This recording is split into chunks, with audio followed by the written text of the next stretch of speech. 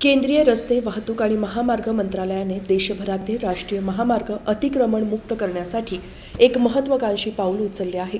महामार्गालगतची अवैध अतिक्रमणे हटवण्यासाठी 1 डिसेंबरपासून देशभरात महिनाभर विशेष मोहीम सुरू करण्यात आली आहे. केंद्र शासनाच्या या कडक कारवाईमुळे मुंबई गोवा राष्ट्रीय महामार्गावरील कामाला गती मिळण्याची अपेक्षा आहे.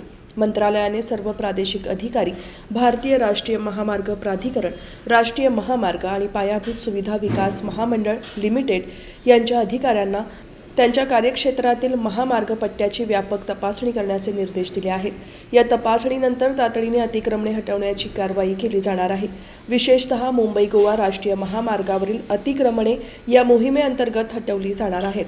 मुंबई गोवा महामार्गाच्या पहिल्या टप्प्याचा विचार केल्यास पळसपेपासून इंदापूरपर्यंत मोठ्या प्रमाणावर अतिक्रमण झाले आहे.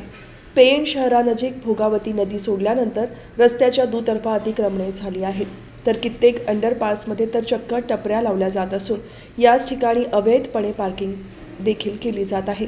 राष्ट्रीय महामार्ग अधिनियमन 2002 नुसार अवैध अतिक्रमणासाठी कठोर दंडाची तरतूद आहे. अतिक्रमित जमिनीच्या प्रति चौरस मीटर 500 रुपयांपर्यंत किंवा जमिनीच्या खर्चाच्या समतुल्य दंड आकारला जाऊ शकतो. केंद्र शासनाच्या या अतिक्रमण विरोधी मोहिमेमुळे मुंबई गोवा राष्ट्रीय महामार्गावरील अडथळे दूर होऊन महामार्गाचे काम निश्चितपणे मार्गी लागण्यास मदत होणार आहे.